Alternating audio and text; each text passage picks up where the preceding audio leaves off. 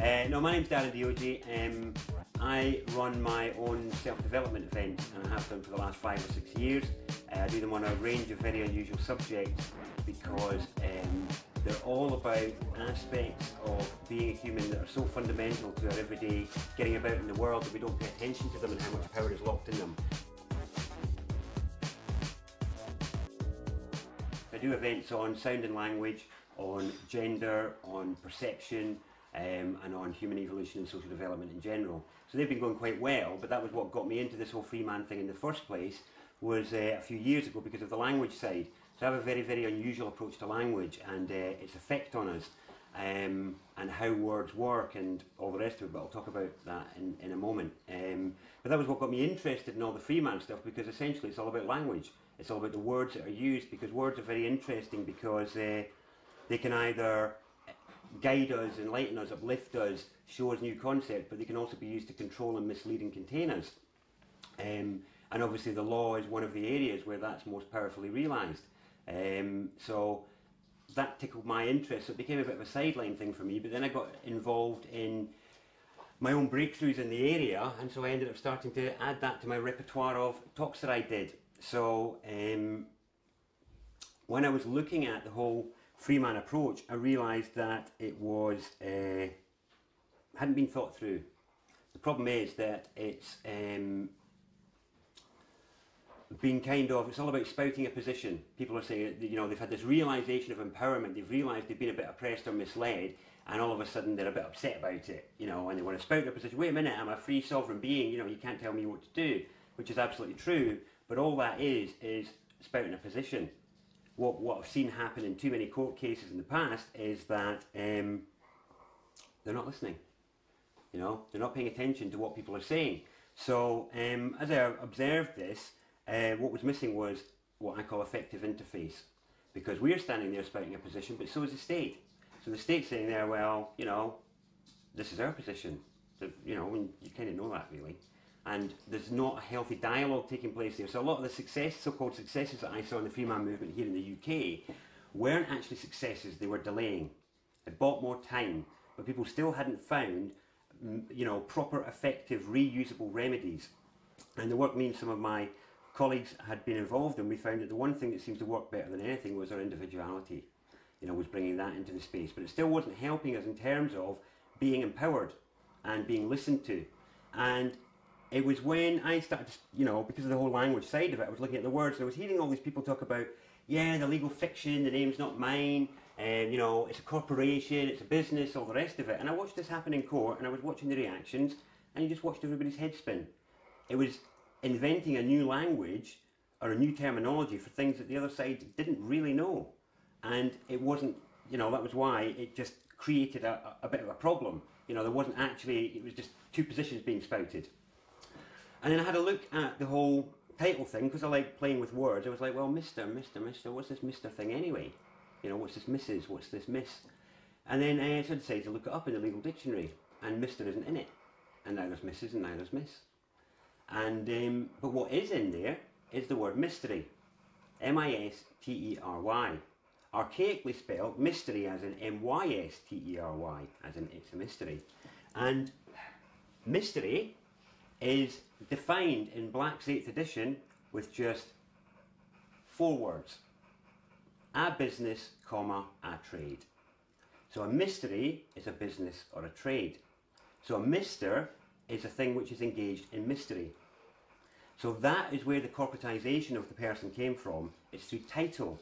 And isn't what we're all talking about here is what we are entitled to. Our rights are our natural entitlement. Our sovereignty is our entitlement.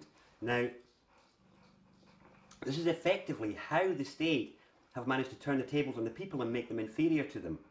It's like what, I can't remember his name, Bill Thornton.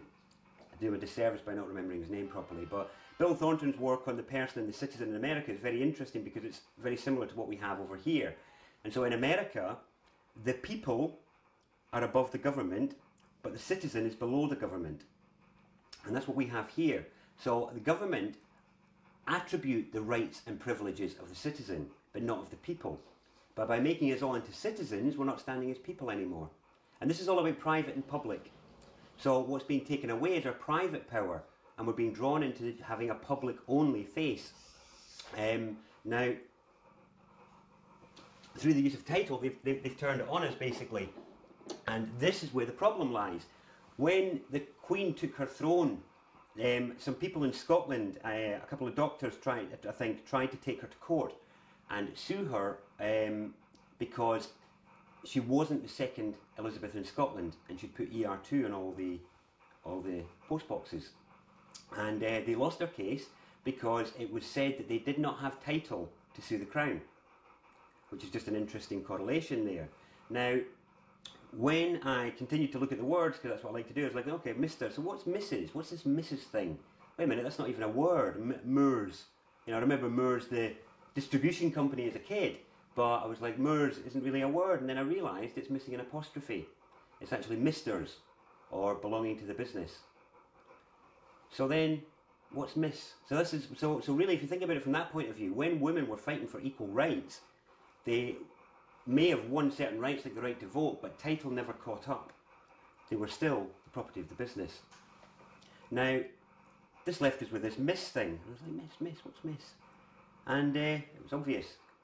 Picture a form, one of these, or any form, where you have title, forename, surname, and you've got the little boxes. When you put Miss in there, it means miss this, Miss, no title. Do you see? So, Miss in that field is an untitled entity or body. So the woman doesn't have title until she's married, when she becomes the property of the business, or the Mr., the mystery. So the interesting thing is that Mr. isn't the only title all the men had. You had another title once, long time ago, and when you had it, you couldn't be done for statutory offence, only for common law offence. And you were told it was because you were a minor. You weren't liable for taxes, you didn't have to work, things like that, and you were able to take of the benefits of the state, because the state's only function is one thing. The state's function is providence. All it's there for is to provide service.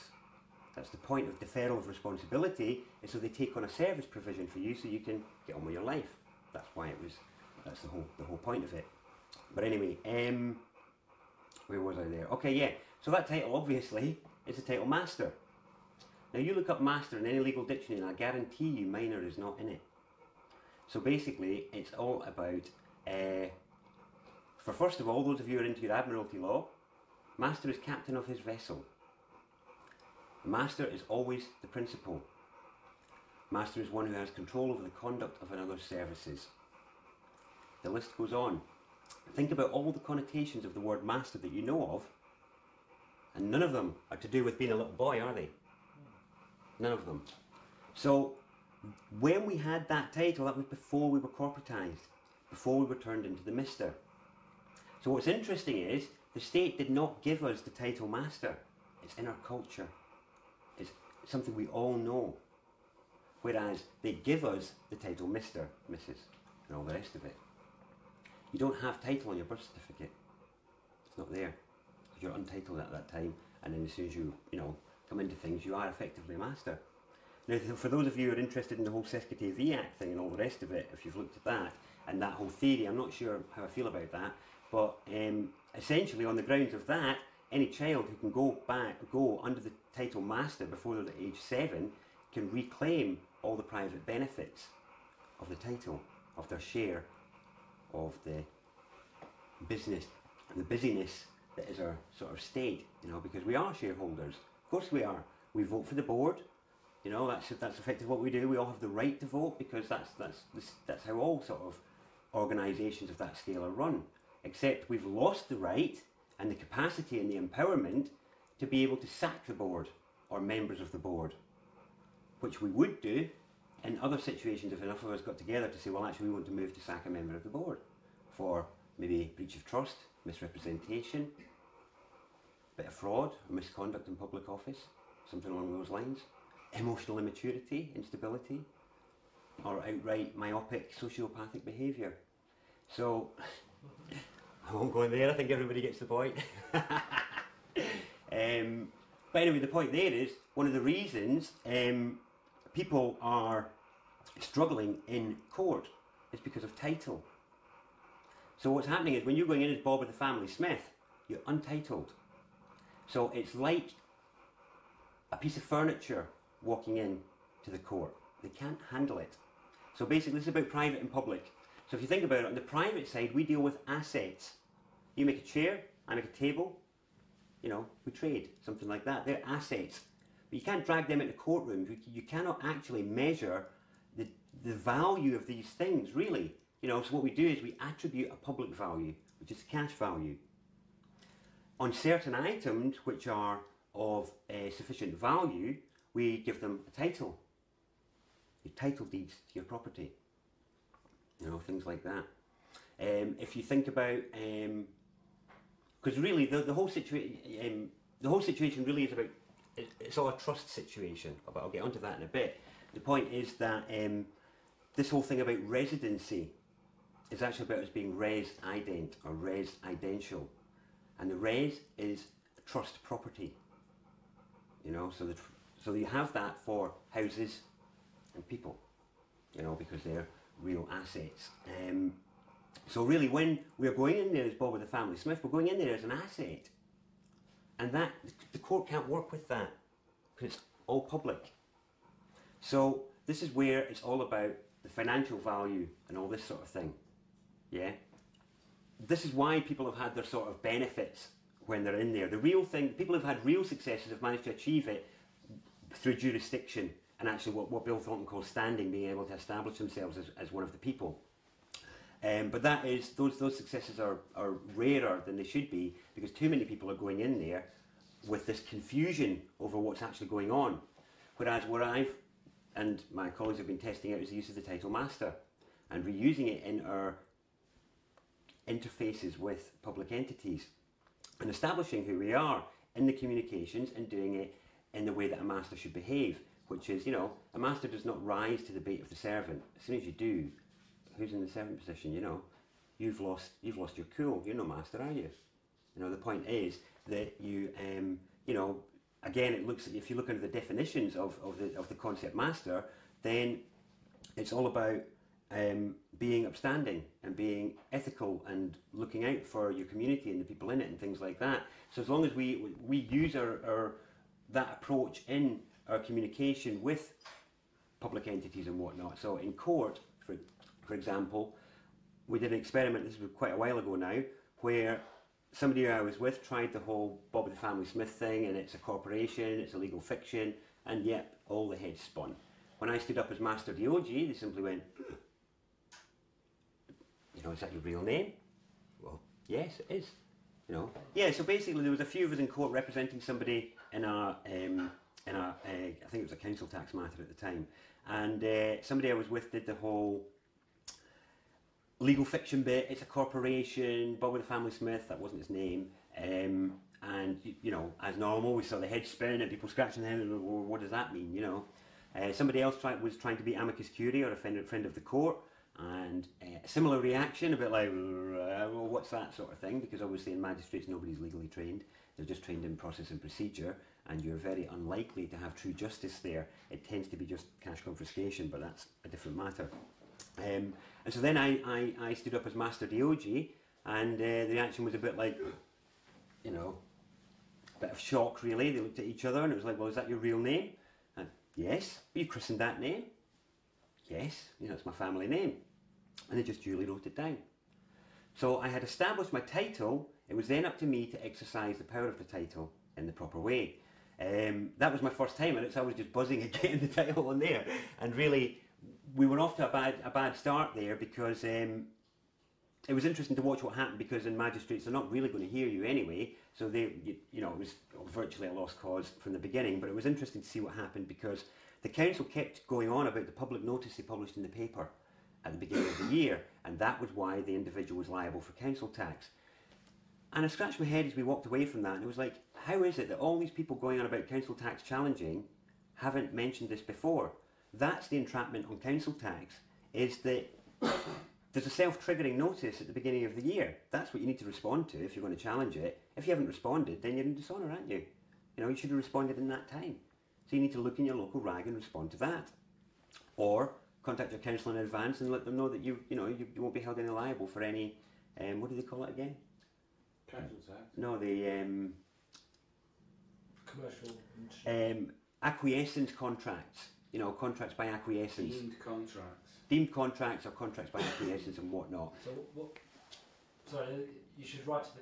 Yeah, either contact your council either before the publishing of the notice or after the publishing of the notice in whatever fashion you choose. I think it's very important not to use templates in any of this stuff. It's about you and how you feel about your position in the community, how you feel about how things are being run, how you feel about how you're being treated, because that's your humanity, and that is the thing that no system can handle. You cannot manage true individuality with a system, and you can't break a system with a system either. You know. So the interesting thing is that really, what's already started to happen is people have managed to get responses from police and courts saying, yeah, you know, your claim is vexatious because this looks like something you appear to have downloaded from the internet. So people really need to start bringing their individual knowledge to play in what they're doing. Because what ends up happening is they just get themselves into trouble. They send off a standard notice they found online, and then they don't know how to deal with the response. And then they flap and they've dug themselves a hole and they haven't armed themselves on how to get out of it. So I would invite caution and free and creative thought in all of this. You know, that's really the way to do it.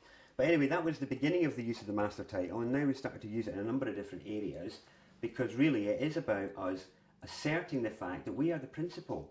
We are the one who pay the wages. That is the employer. Who, you know, public servant. Well, if they're the servant, well, who's the master then? You know, who's the employer? We're the employer. What baffles me is that in a more sort of, you know, people are leaving their integrity and humanity at home when they're going to work in the morning, and it's like, well, if you're going to a public service role, you're there to serve the community. What benefit is there to anybody by you being obnoxious and unhelpful or not looking after the needs of the community? There's no gain there. For the rest of my cases, I tie it in with other things to do with the connotations of master and how I wield my cases, each of them individually. They're all handled uniquely. You have to be unique. You know, you can't use the same thing for different companies. It's all, you know, you know, one thing for dealing with the council, another thing for dealing with a power company, another thing for dealing with a water company, because they're all different. What about some examples of some of the things that you have? Okay. One example is, so say for the water company, you move into a property and a bill drops through the door. So I dropped a bill through their door because I was practicing with the counterclaim thing. So the thing was, they were charging me for water that ran off the roof and went into the drain. They were charging me with taking away sewage. They were charging me with providing water. I couldn't dispute that those things happened in this house. You know, in the house that we were in. Water did run off the roof and go into the drains. Water came out the taps. Poo went away, you know. So what I did was I charged them for providing them with source material that they resell for the surface water. I charged them for providing them with valuable biofuels and fertilisers for the sewage, and I charged them for adding cost-controlled chemical substances to my drinking water without a mutually considered contract. So I assembled that in a bill that looked very like theirs and dropped that through their door, because I was I was hoping to set the precedent there of, well, I can't dispute the fact that those services come to the house. I can't dispute the fact that I provide you with those services. Where do we go from here? My claim is valid from you as yours. The difference is my fees are higher because I'm operating with full liability. You're operating on limited liability. Limited liability is a position of diminished responsibility. Diminished responsibility used to only be afforded to children and the mentally unwell. I ask many companies, which are you? But why is it? People can ask, why is there such a thing as limited liability? That's how companies are getting away with behaving the way that they are, because they're not held accountable for how they're behaving. So I was setting the precedent there of, that was an example of counterclaim. What was interesting was that they replied 3 days later, but they returned the bill, stamped with received, and asked for the purchase order number. So I went back with the customer account number. And what ended up happening was that never actually came to a conclusion, that one, because we ended up moving away, and it never got concluded. But certainly from there, I think the key with any of this is, if you establish an arguable position, then you have an arguable position. That's the point.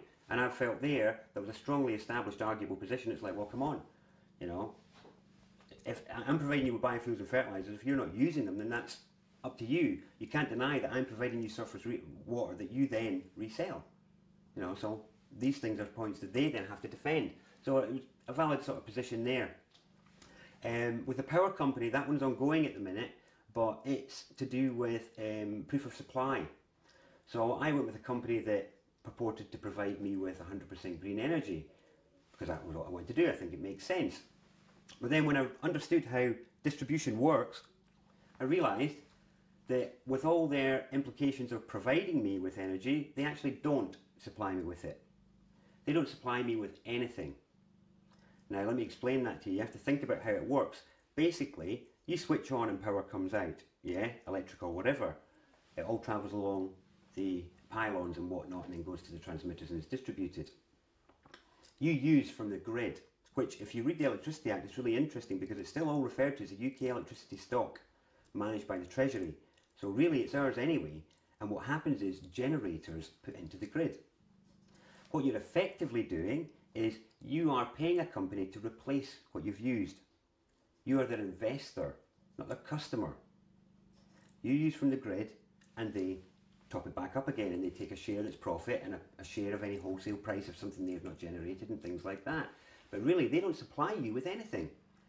Because, so at the moment I got a reply from the MD of OVO, this is the stage I'm at now. I've just done a notice of dishonour for him. I'm now about to send a notice of intention to find remedy and an opportunity to cure, because my point is I want the relationship established for what it should be, which is I am your investor and you're a generator. And until we establish that, you know, I'm not some inferior customer that, or whatever, you know. So I'm implying that there's fraud there and breach of trust and misrepresentation, because they said they would provide me with green energy and they haven't. Now he's trying to say that they do, but that would require there to be an individualised distribution network in place, which does not exist. Because how can they say that their little bit of green energy is kept separate on the pylon, coming all the way down to my house and supplying me with green energy? It's absolute nonsense. That doesn't happen. So the point there is proof of actual supply. So I want it asserted and changed around. So I'm suggesting in my notice. So this is active now. So it's ready to send. It was ready to send last weekend, because it's a bank holiday. I couldn't post it. So it's getting posted basically tomorrow. Where I was busy today coming to this. But in there, I'm suggesting that customers are referred to as investors. They are referred to as a generator. And the contract and advertising and marketing has to be updated to reflect that, because otherwise it's fraud and it's misrepresentation. You know, what they're agreeing to do is to make us feel better, not by using green energy, but by replacing what we use with green energy. It's a small detail, but it's an extremely important detail. And so that's my position there. So it's unique to the situation, same as the water being unique to the situation. With my council and council tax, what happened with them was, I said to them, tell me what it's for, and I'll pay you. So they told me, because they sent me this thing about how it's divided up, and it had, like, you know, police, ambulance, local services. I was like, I'll pay them. I don't really like to use them, but I want people in the community to have access to those things. Swimming pools, libraries, you know, if they need an ambulance, I'd like it to be there. So I paid for those things. It came to about 200 and odd quid for all the normal services. And this big massive chunk went to the county. So I said, tell me what it's for, and I'll pay you. And they wouldn't tell me. They said, oh, and I said, well, if you won't tell me what it's for, all I can do is assume the worst. And that you're using it for, you know, for perhaps perpetrating war or paying pensions, which I'm not really liable for, or, you know, whatever. I don't know what you're using it for. If you don't tell me, then what is it? I thought this was, you know, for services. So I said, you know, tell me what it's for and I'll pay you. And they didn't. So basically, well, their reply can be summarised as, pay us or we're sending the boys round. You know, we're going to send the boys round and take your stuff. Now, I told them that was extortion. So basically it's like, well, you're extorting from me. You know, unless it's a mutually considered contract, I have a right to say, what is this for? You know, we don't have a mutually considered contract, so we're in this position. So I hammered at them full force, and it's basically gone very quiet because I threatened to take all the legal people that were involved, because they got a liability order, but I said that it was unlawfully gained because I'd submitted what's called an N9 acknowledgement service, stating that it hadn't been proper processed, and that actually there was discussions still going on in dispute and there wasn't a need for adjudication. But because it turns out that the documentation didn't make it to the court on the day. So I'm saying, well, they withheld evidence in a case, they've misrepresented me, and to get around the limited liability, I've said, no, it's not the council I'm going to expose in court, it's you, because you're the one who didn't do it. You're the one who failed in that duty, and you can't hide behind your job role because I trusted you. You had me send the documents not to the court but to the council, so I trusted you with this documentation to make it available in court, and you didn't. So you've breached trust, you've misrepresented yourself as a public servant as far as I'm concerned, and you're involved in extortion because you're threatening to come and take my stuff if I don't pay you. And so, again, individual and unique to the case. Yeah. And because I paid the portion for local services, I paid their wages, you know, and that was my point. It's like, well, no, I've paid for you. I'm the employer here, and I'm telling you, tell me what it's for and I'll pay you. Otherwise, I'm not going to be party to your fraud. No, forms have value because it creates interface. It's a language that they understand. If you go to a foreign country, then you need to speak a language they understand. Compared to the jurisdiction that we walk about in our daily life, the court is a foreign jurisdiction. It's a place to manage people. You know, absolutely bonkers what goes on in there. And no offence intended. And the point is, though, is if you want to be understood, you've got to use an effective language. So I'm all about effective interface. So I mean, I'm not a free man. I think the free man movement is a dead end. People haven't thought it through. If you know, okay, let's say, for example, right here, right now, everybody's a free man. Brilliant, sorted, job done. Everybody, everywhere. Who's going to manage the roads? Who's going to operate the schools? Who's going to run the ambulances? Blah blah blah. If we waited through the small period of lazy mayhem that took place at first, what you would have is individuals taking responsibility for different bits and charging for it. That's Tory perfection, isn't it? That's Tory heaven. That's not actually something I'm up for. I don't think there's anything... The point is, our infrastructure that we have is excellent. It's one of the best in the world. What's wrong is the people who are operating it and the people who are now adding to it. They are the ones that are the problem. And so, I'm not up for this. You know, the free man movement can be very us and them. It's separatist, and I'm not up for separatist stuff. I'm up for being inclusive. So my point is all about, well, it's all about, you know, having a healthy community, isn't it? Taking responsibility, isn't it? You know, having a safe place for children, nice education, they'd all be good. Doesn't everybody want that? And public servants, you know, when you go home, don't you want that as well? Isn't that part? Isn't that your thing? So, sorry, I won't point at you anymore. No, it might have been because I was doing that. Yeah. So, I'm up for fixing the public service. That's my thing. That's what the whole master thing's about. It's about reasserting ourselves properly and saying, look, you know, you're in a serving role, so do your job like any of us have to do when we're in the job. Bring your humanity, because then we can have a nice chat and actually realise that, you know, we're actually not that bad people, and we're not, you know, being bullshit because we're trying to fulfil this role thing that so many people are doing. And, you know, let's have some proper solutions. And so what we did off the back of a lot of this is we realised that the other problem is, so in court, for example, one of the things we've been doing, which has really been interesting, is I've created this thing called the People's Public Trust. It's all about using trust law to get around limited liability to make people responsible for their actions. And it's like, if you're taking a public serving role to serve your community, then do it. Trust it's an interesting one because so many people are lost in the sea of admiralty. You know, they're lost in that ocean of, I like what Veronica Chapman calls Black's hole, you know, from Black's Law Dictionary, where you get lost in this sea of nonsense, really. And it is actually a smokescreen. Commercial law is all a smokescreen. Underlying it all is trust. Trust is the fundamental basis of human community.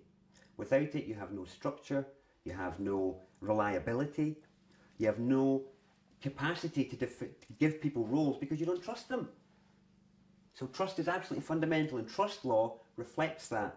And actually, underlying a lot of the commercial law is trust law. So fundamentally, I think it's the oaths of all the justices of the peace as held at Chancery, because it's a position of trust. All of these things are all about how,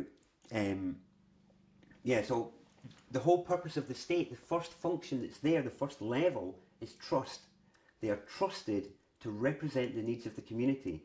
They are trusted with the well-being of our children, with the well-being of us, when they're fulfilling their role.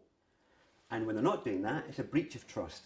Now, and misrepresentation. So, like, it was interesting. Recently I think it was the Stop the War Coalition guy was quoted on Russia Today for saying 43% of Britons didn't support action in Libya, intervention in Libya, but only 13 members out of the 600 and whatever voted against it. How is that representation? It's not. So if it's not representation, what is it? It's misrepresentation. So misrepresentation is another element of that as well. So when you move into the trust arena, it becomes about equity. It becomes about that human level. It's all about greyer there. That's why statute exists, because it's simpler. It's all about, then you can just put price tags on things, and you're not dealing with the reality of human damage, because you're only dealing with businesses. You're only dealing with corporations. It's capitalist, it's all capitals. They're not actually real. And that's why it can all just be the game, and the fact that we get injured in the process isn't actually accounted for. So pulling it into trust is to try and account for that. So the other thing that we realised on the trust thing is that when you go in as an individual, you're likely to get steamrollered, because you're up against, no matter how much you know you're right, or how much you think you have a valid position, you are up against the mental conviction of all the people that you're in that room with that they're right and that they know what's going on. And you've got to break through that somehow with your position. And you can't do that by stamping your feet. So what we realised is that organisations get paid attention to. So I made up the People's Public Trust. So the People's Public Trust is an organisation. Well, it's not an organisation. It's not organised. It's not incorporated in any way. It's an association of private trusts, public servants and concerned members of the community. And its function is to fix the public service by tackling those who abuse authority and, misconduct themselves and don't give good service. If you don't get good service from your power company or your phone company or whatever, you do something about it, you change. We don't have that luxury, so we have to deal with fixing it one step at a time. So what we did was, been in court with my People's Public Trust Master Observer badge, which I sadly don't have with me, and my clipboard with the People's Public Trust organisation being observed stuff, blah blah blah, and watched people behave themselves, which was really nice. Now, it's amazing. It's pure psychology, but it's all about. It was just incredible to watch the effect each time. Each time we were in there, I had my Master Observer badge on. Every one of them clocked it, and every one of them was nice as pie, and they did their job. Fair enough, it didn't all work in all the cases, but gradually we've been building on the idea to make an effective tool for people to use as an interface, and it's to create an interface that folk can use, and it's all about the people, us, the human beings, our public side, the trust that's in there.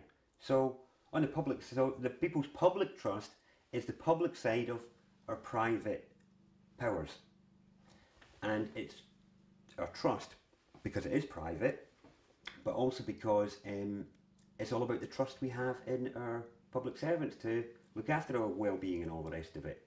So the idea is to actually win public servants on side, to say, rather than being us and them, it's about saying we all see abuses going on. I've worked in public service a lot, by the way. I was the allowances manager at the Scottish Parliament for a few years and whistleblew on expenses back in 2001, long before it was ever an issue in England. And in fact, I think it came out in England really as a result of the work done in the Scottish and Welsh Assemblies, where we discovered fraud going right the way up the chain. The interesting thing was at the time that I discovered fraud at party level, not scapegoat member level, and not a single broadsheet or TV station would touch it. Nobody would have it. Only the blooming News of the World. The buggers. But the point there was that it showed that the party was corrupt. But I won't go into that just now. That was just one example, and I then went on to work for the company that we used, who provided the software that we used to get accountability from the use of public funds. and I worked with them for 5 years, consulting with councils all over the country. So when I'm approaching, when I'm coming at the public trust idea, I'm not coming at it without an idea of what public service should be like and not having done my fair share of it. It's all about, I left the Parliament in disgust because of the fact that the matters that I'd raised didn't get handled properly and people weren't appropriately dealt with, and I was just like, well, I'm not going to give you my time and service then. But that's where I feel quite passionate about this side of it, because I know on the inside of the public service there are many thousands of good people, good members of the community who give friendly, helpful service, and they see what's going on and they're scared to speak out because of being ostracised or being disciplined or losing their job or whatever. So the People's Public Trust is there as an agent for them to come to and to say, well, if you've got evidence or something that's going on, then come to us. And, let's deal with this together as a community, because don't we all want those things I mentioned earlier? Safe community, happy service, quality service, value for money on our taxes. Don't we all want that? So it's that's the strategy on it, basically. So, we're sort of trying to get moving with that, but it's one of these things that needs to be escalated. It needs to have enough support behind it where people can see that it's been thought through. So I offer mediation services in conflicts between people and their councils.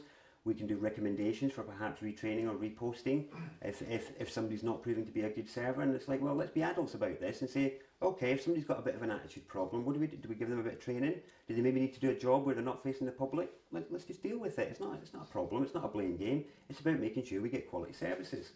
And I think if we do that, we don't need to do the whole Freeman thing, because then we could have a working community service system, which is what we all want, really, isn't it? That's the point. Like I said, I do a lot on language, so I use language to try and achieve my goals. So one of the most powerful language tools I've used in recent years to help get people's attention is I do a lot of stuff about how words actually work, and I'm not going to go into that just now, but I do this thing about the secrets to our empowerment and our awakening lie in the words and phrases we use every day. We don't need to look far afield. We don't need to all study big complex books or anything like that, like the master thing. You didn't have to read a single book and you would have known that, And it's because it's things that are staring us in the face all the time. So we have this idea of the corporate enslavement of humanity and various things like that are portrayed in different ways, and you get many intelligent people who'll say, well, really, there's no real evidence for that. It's all supposition and all the rest of it. But I say that it's staring us in the face. So when you think about the standard attire that a man wears to go to work in the corporate West, there are certain places you can't get into unless you wear this attire. And I want you to picture it in your mind now. So we all know what I'm talking about, and it's maybe a suit or a shirt and trousers. Yeah. Look at the parts of that. What do we call this part? The collar. Collar. What do we call this part here? Sleeve. No, at the bottom of the sleeve. Cuff. Cuffs. And what do we call the bit that we wear around our neck? A tie. So this is an example of where we are tricked by context. We're tricked by context. So who else wears collar, cuffs and a tie? Change the context. If they were made of metal, maybe, or something like that. Where would you see somebody wearing a metal collar, metal cuffs, a metal tie? Prisoners or slaves. We have different grades of collar. Blue collar, white collar, dog collar. All police are known by their collar number. And I just say that to get people's attention, because it's like, how could we not have seen that? How could we have forgotten what those symbols are? Just because they're made of fabric, it doesn't change what the symbols are. And I'm not saying this is something for people to overreact to. I think it helps enforce the fact that if you are in your role as a collared servant, then serve. When you take your collar off, you're back being a public master again. But when you put it on, you're serving. So do it nicely. It's not that difficult. Being nice is free, listening is free, respect is free. No. You want to be respected, you want to be listened to, so why not give other people that credit and that kind of respect? But the collar cuff tie thing tends to get people's attention. And that's just one example of what I'm talking about, where hidden in language, throughout language, there are interesting things. I'll give you another example just because it's another simple one. Is that there's a sign that is over certain establishments that we think means way in. And do you know what that word is? It's above doorways. Oh, right. Yeah, what is the word? Way in. Instead of way in, it means way in. Entrance. Entrance. Okay, entrance. Now the interesting thing, that's where we're fooled by emphasis. Phonetics of that mean that we would spell it Entrince, because that's how you say it phonetically. But that's not what the word is. What does it say? Entrance. Entrance. So what happens when we go through the entrance sign, we've got all these lovely lights, and we've got all this music, and we've got these promises of sexual satisfaction or being sexually attractive or being full in our bellies, and we are entranced. We go around there, the music's on, la la la la la, round the aisles, off we go. And it's a really interesting thing to observe people in these emporiums of desire and attraction, you know. But it's another example of something that's staring us in the face. And there's thousands of examples like it. So like I say, we don't have to look far afield to actually find the keys to our real mental freedom. There's been this great hunger in recent years, hasn't there, for, you know, symbol cracking and code breaking and all the rest of it, all this Freeman stuff and all the interest in law is a bit of an extension of that. But the other place it manifests is now all these ancient tablets, you know, decoding scrolls and blah, blah, blah, looking for this enlightenment, this purpose or whatever. But our enlightenment doesn't lie on triangles and squiggles on 4,000-year-old tablets because they have no effect on us. The things that have an effect on us are these words and phrases we use every day. They are the symbols and codes we need to be cracking in this sort of way that I talk about. So that's the science of language. That's what my other events are on. So when I said about the language arm of what I do, that's the sort of area that goes into. So, you know, and it's through that doorway that lies our real mental emancipation, because all of a sudden it's like things slot into place. You know, and it's suddenly like, oh, it's so obvious, and it just immediately gives us another perspective, because you'll never look at a collar, cuffs and tie again in the same way again once you hear that. You know, in trance as well. And all of a sudden you can start to look at other words in a similar way. So my whole point of mentioning that, because obviously that's related to my other work, my whole point of that is that when we're talking about these people at the top who are controlling and all the rest of it, it kind of indicates how long it's been going on because of these symbols and because of the items of attire. You know, I invite you to consider that even Bush and Blair and Sarkozy and people like that wear their collar and cuffs. That's an interesting piece of symbology. So, you know, it's so funny that we've got it topsy-turvy. The nicer your collar and cuffs are, the higher up you are. You know, it's a funny thing. But anyway, the point there is that whoever it is and however old it is, they know what they're doing. It's a strategic operation. It's been very well thought out. We've all been caught out by it, and we need to be honest about that and tip our hats to our worthy opponent and give respect to what we're up against, and to not overreact, and to be strategic, and to be considered, and to be grown up about it, and, you know, to give respect to the reality of what we're up against, because it is full on. It's absolutely full on. So Enjoy it. and enjoy it. Absolutely enjoy the process. This is our emancipation. Sovereignty is all about realising that we're all here by divine mandate. You know, it doesn't matter what you're wearing, we're all here with a piece of the puzzle that nobody else has.